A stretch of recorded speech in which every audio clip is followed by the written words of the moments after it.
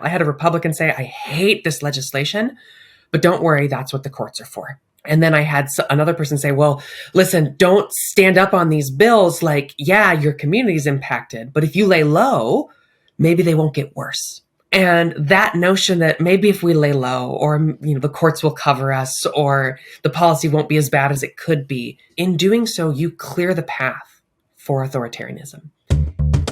From the ACLU, this is At Liberty. I'm Kendall Ciesmeyer, your host. This year has brought a new level of anti-democratic behavior, particularly situated in state houses and legislatures. In March, Representative Mauree Turner from Oklahoma was censured for offering a protester the use of an office in the aftermath of an arrest. In April, two Tennessee state representatives, Representatives Justin Jones and Justin Pearson, were ousted for speaking up for their constituents, protesting against gun violence. And then in May, Representative Zooey Zephyr was censured for her vocal opposition to a bill banning gender-affirming care for minors. The retaliation experienced by these elected officials hints at a growing vulnerability to express dissent in politics and government, a worrying trend. The rise in bans on the LGBT community is being met, rightfully so, with protest, the exact mechanism we have for showing disapproval and standing up for our values in our representative democracy. Now, when that mechanism is threatened, we are all threatened, and the LGBTQ community is even further put at risk. Joining us today to talk about this silencing effect are Representative Zooey Zephyr from Montana and Representative Mauree Turner from Oklahoma. Representative Zephyr, Representative Turner, thank you both so much for joining us. Thank you for having us. Thanks for having us. Amazing. It's an honor, really, to be speaking with you both. I want to start our conversation off with saying Happy Pride. I wanted to hear first how you both are celebrating Pride this year. So I'll be celebrating Pride in two ways. One is turning to my community back in Montana. Missoula's Pride is coming up here in the middle of June. And so I will be with them. And then the other thing is I'm going to be traveling the country to a variety of prides across the country, because it feels like we are in a moment where it is more important than ever to make sure folks understand that our joy, queer joy, is resistance, and that there is a path forward despite the slate of anti-LGBTQ bills we're seeing. And so I want to go around the country and try to inspire that hope. That's exciting. Representative Turner, what about you? In Oklahoma, we have a variety of prides that go on from a lot of places in rural Oklahoma, starting their first ever prides or things like that. And so I'll be going to a few of those. And in Oklahoma City specifically, we've got a few different prides too. So I'll be attending a few of those and trying to take as much downtime as I can between that, because I think Rep. Zephyr and I just finished our session, so trying to prioritize a little rest and make sure a lot of joy and pride is celebrated throughout that time too. Very nice. Rest is super important, especially these days. We have to take it where we can. Your candidacies and subsequent victories represent milestones for representation in politics in your respective states. Representative Turner, you're the first openly non-binary and Muslim representative in Oklahoma, I also think across the country. And Representative Zephyr, you're the first openly trans representative in Montana. But we know that there is a pressure and also a risk in being the first. Was being a first part of your mission when you ran for office, or rather something that you've felt that you had to contend with? That's a good question. I think for me, back in 2020, I knew if I was to be elected, I knew that I would be the first Muslim elected to the Oklahoma State Legislature.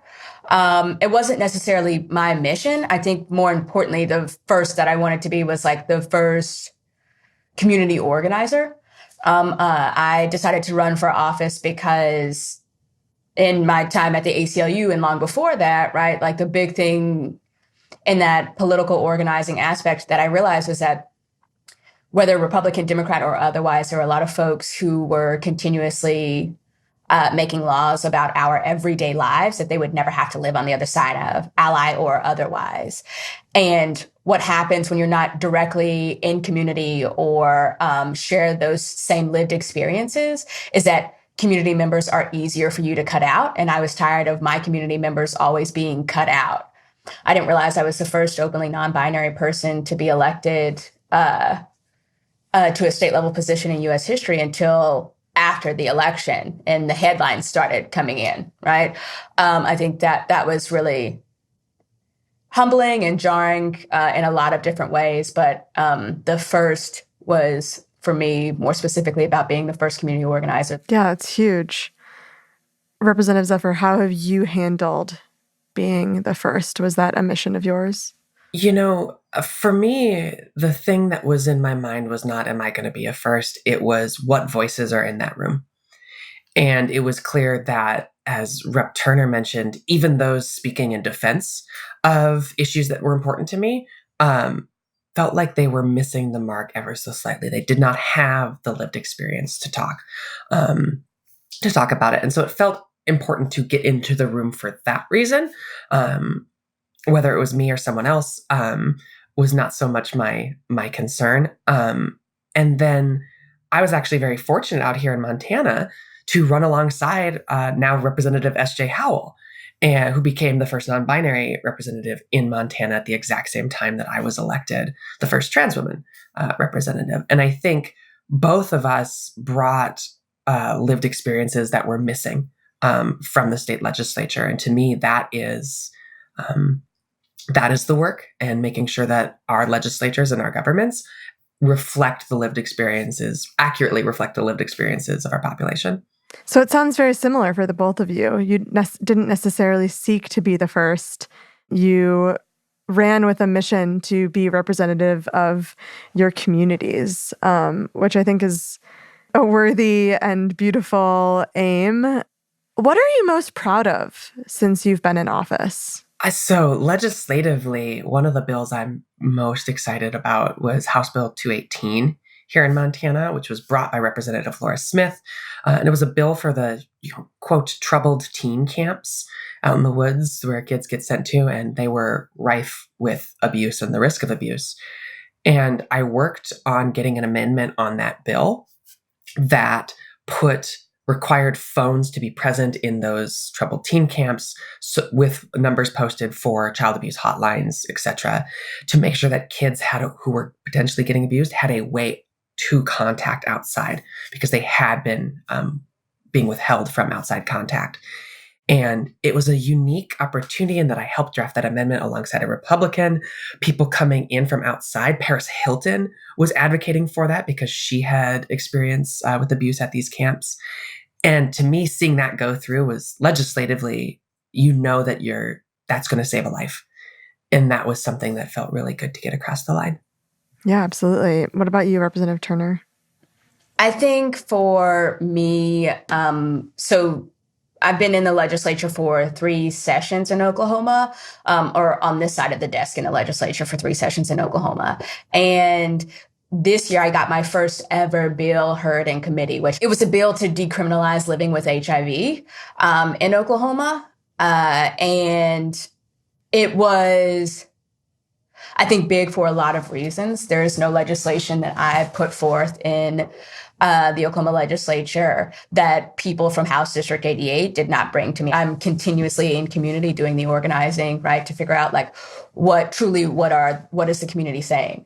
And so I had a constituent bring me a piece of legislation specifically about decriminalizing living with HIV, and got to presented in committee, and I got to see some lights go off, not only in committee, but in the individual meetings I had, to understand like why the decriminalization of living with HIV is important for Oklahomans, and specifically rural Oklahomans, having one of the highest transmittal rates in the nation, like in the top 7, I think was really a jolt of energy, I think, that I personally needed during this session, and so many folks across Oklahoma really needed. And it's really started a lot of conversations for how we continue that work well beyond this session. Thank you for sharing that. And, obviously you both have had major success in your state legislatures, and perhaps even either despite this or because of it, you've also both experienced reprimanding from your state legislatures. I wonder, for the listeners who may not know or have followed intimately your two stories, if we could kind of go back to those moments and set the scenes. I know that, this happened as both you or your constituents were speaking out against bills aimed at banning gender-affirming care for trans youth. What role do you think that played in your colleagues' approach to you in these moments? And can you set the scene for us and take us back to what happened? So we had a rally happen because our gender affirming care ban, but it also had an insurance piece attached to it. So it was a gender affirming care ban for folks 18 and under, or for minors, right? But it also had this insurance piece that would force folks who are currently transitioning with the help of insurance to have to either continue to transition without insurance or figure out a way to detransition. And so the spouse of the individual who was already arrested came to seek refuge, right, to decompress, to be in community, to use the office of an elected official like every other constituent does when they come to talk to folks who are up here, right? The folks you've elected us to be up here, to hold space for you, to come and talk to you about your why. That's why we're here. And then I got a knock on the door from a constituent that said, like, do you know that state troopers are in both hallways leading to your office? And I said, absolutely not. Nobody ever called me or talked to me to ask me about what was going on or anything like that. They just were already in defense. And I think for me, it's probably one of the most jarring experiences that I'll ever have. Thank you for sharing that. I can imagine that it's challenging to talk about because it is so awful and there is so much that could happen in those moments. And I'm really sorry that you had to deal with that. Representative Zephyr, what was your experience? So I had been speaking out against Senate Bill 99, which was the gender-affirming care ban in our state. It was the third time I had spoken out against the bill. I spoke out in committee, I spoke out on the House floor, and then when we got the governor's amendments, I spoke out again. Over the course of the session, we had seen an array of anti-LGBTQ bills targeting our books, bills targeting our art forms, targeting our healthcare, and so on.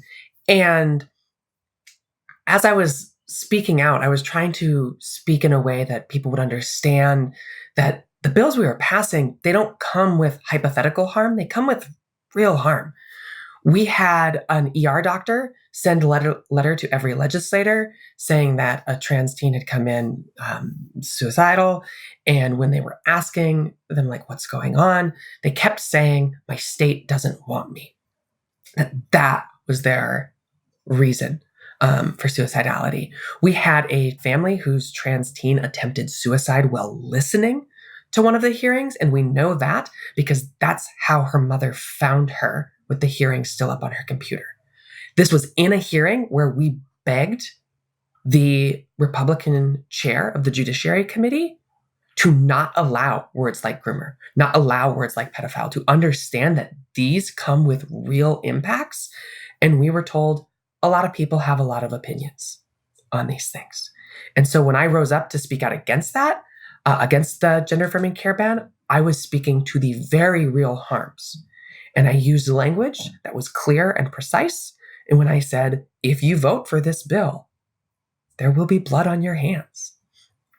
And later that day, the Montana Freedom Caucus called for my censure in a letter where they misgendered me while calling for, quote, civility and discourse. And following that, the Speaker of the House refused to recognize me on several bills going forward, not just ones related to LGBTQ people. And later, a few days later, Montanans, both my constituents who understood that when the Speaker doesn't allow me to speak, he takes away representation from the people who elected me. Those folks and folks across Montana came out to rally and then to protest. And they stood in the gallery and they watched, much in the way where union workers come when union bills come, they line the galleries of the hall line the gallery and say, "We are watching you. Do the right thing." And when the speaker refused to recognize me, they began chanting, "Let her speak," which was responded to by sending riot police up to them. And 7 protesters were arrested, several struck by the police. And following that, the Republican supermajority voted to not expel me like was done in Tennessee, as they saw that the Tennessee folks were sent immediately back. They knew that would happen for me as well.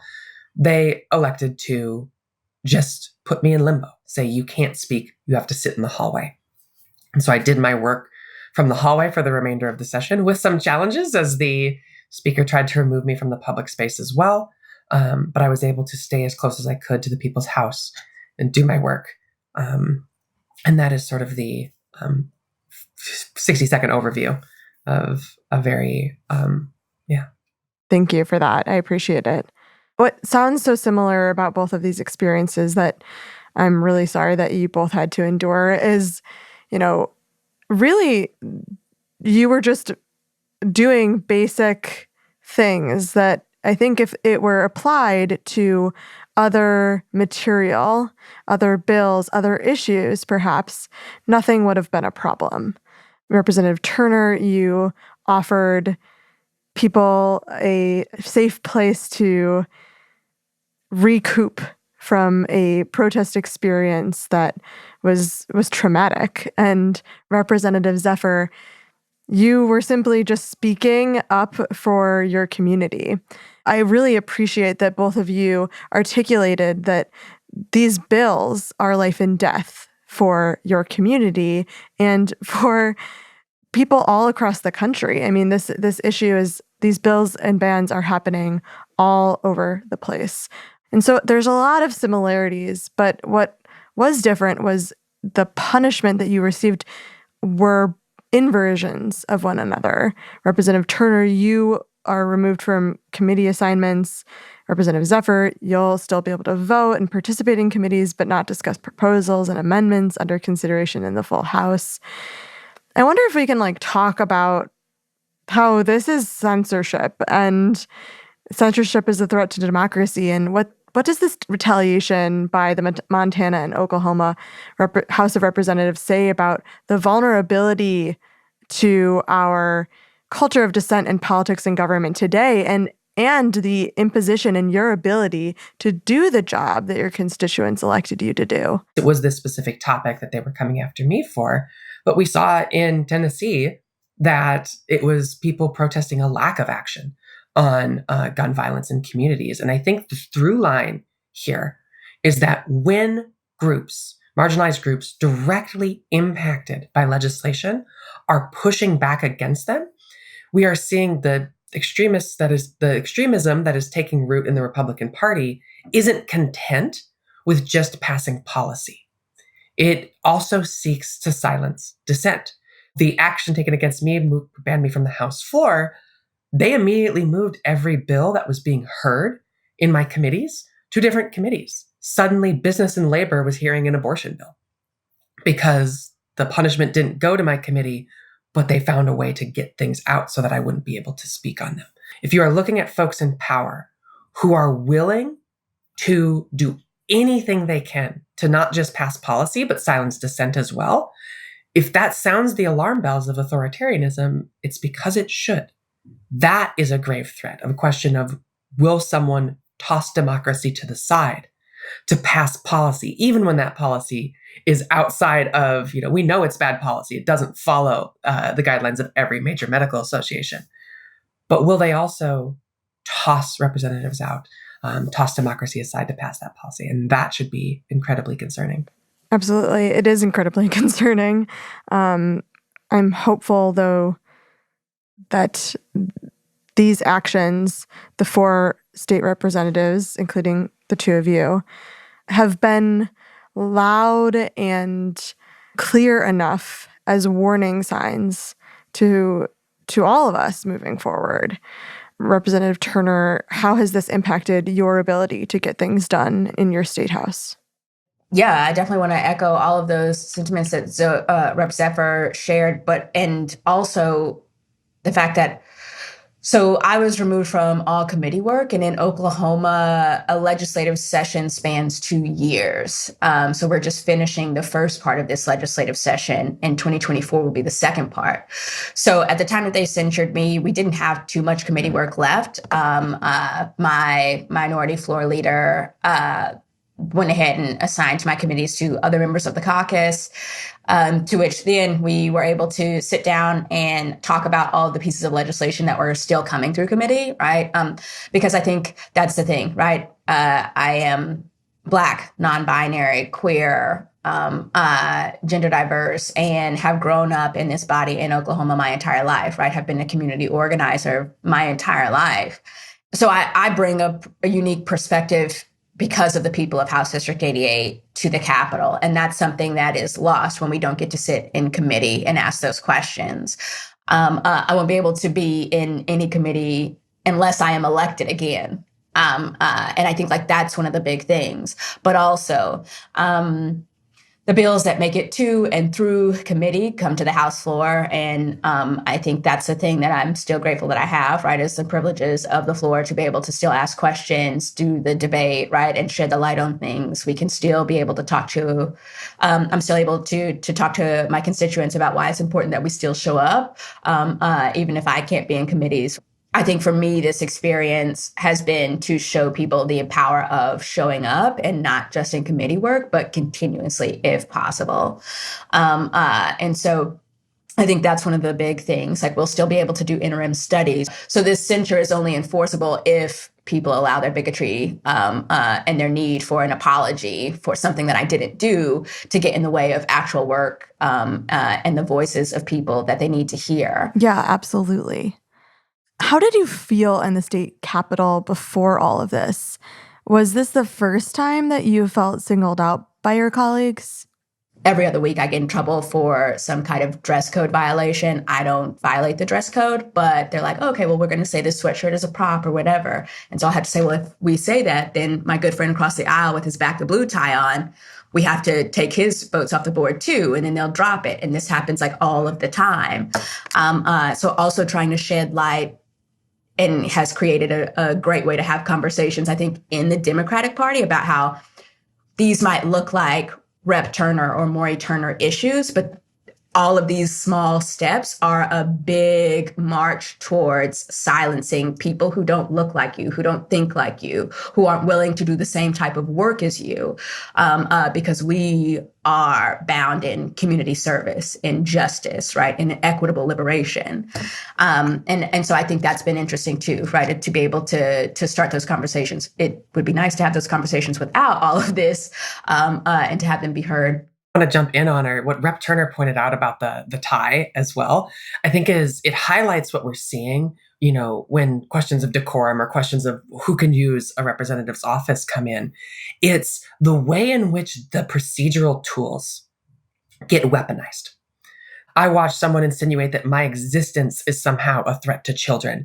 And we stand up, we object, and we move on. But when it comes to these tools, much like policy goals, the way when they talk about parental rights, it becomes parental rights for parents who have cisgender children, not parental rights for parents who have trans children. Whether it's their policy phrases they like to say over and over again, or procedural tools themselves, they get used as a cudgel to silence opposition and silence particularly marginalized groups. But the other thing about that, which you referenced, Kendall, is that you said, I hope people, see this for what it is. And I think a lot of times you spend talking about, this is policy, here's a piece of policy, and you have to say, here's how the harm is going to arise from that policy. We can say, here's the action, here's the immediate undemocratic, anti-democratic harm done. And I think in those moments, people who may not have been following the through lines of more complicated policy understand the risk. That's the conversations I'm having. And if we talk about hope or what comes next, to me, that is part of it, is that people are seeing, oh my goodness, they're willing to do this so overtly, so clearly. We're not having policy conversations anymore. We're having protect the core principles of our country, which, if there's hope, that's where it is for me. Yeah, and to pick up on something that you're both referencing, you represent thousands of people who, Representative Turner, you said, we can still keep showing up. But what happens when we silence the people in state houses that represent people who voted for you, who gave you their vote and said, I want you to represent me?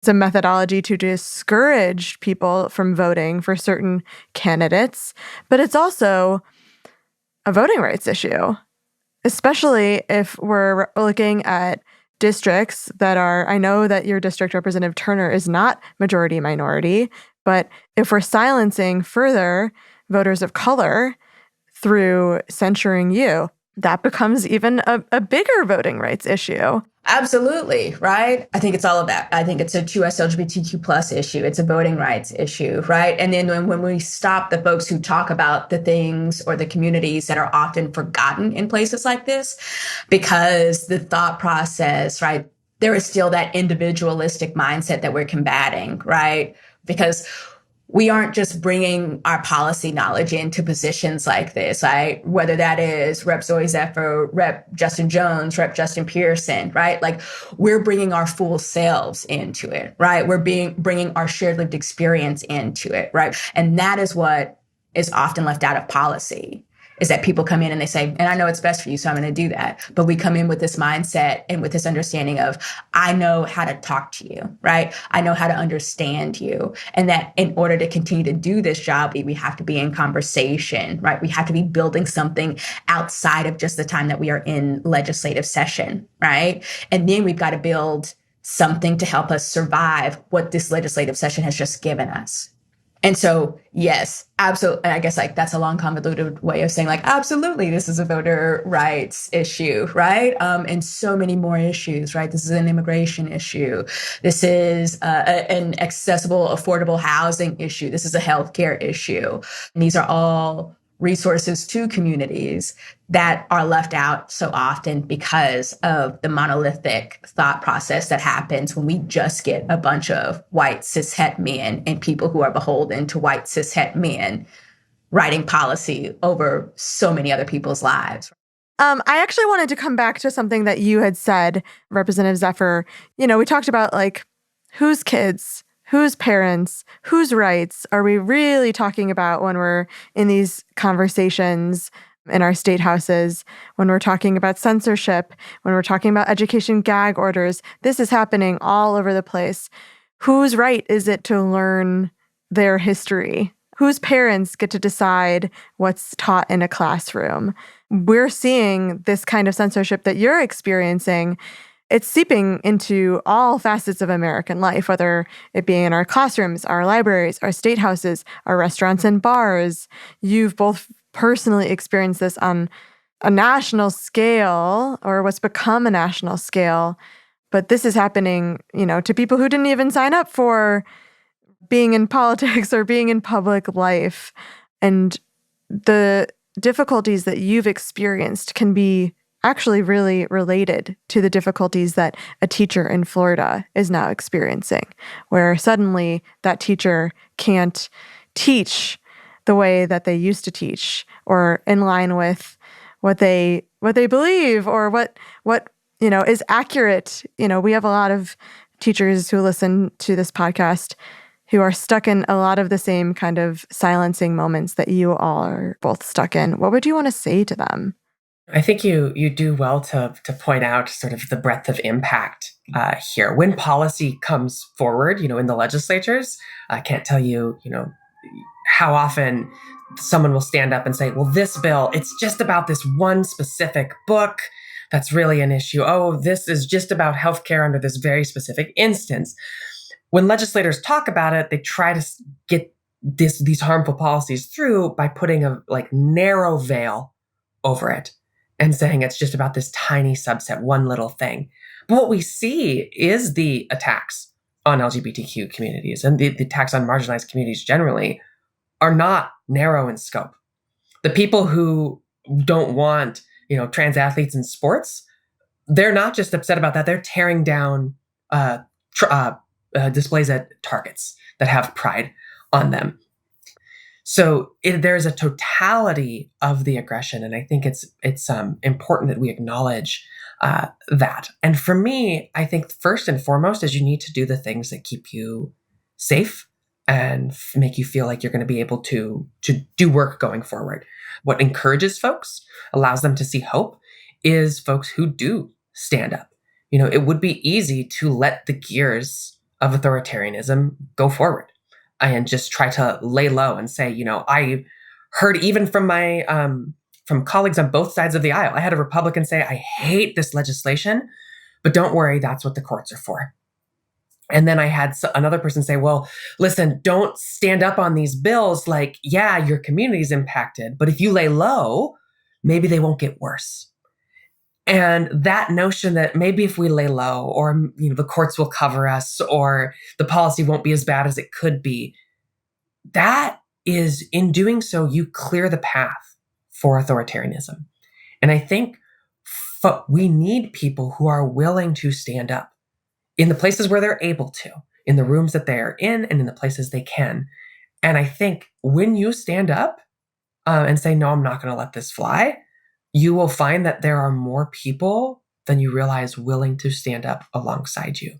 And you have to figure out where your space is, how you can resist the gears of authoritarianism. Zephyr, you gave such a beautiful articulation, I think, of what we all can do and how we can all stand up, and how, in a lot of ways, we can follow the examples that the both of you have set. Representative Turner, does this resonate with you?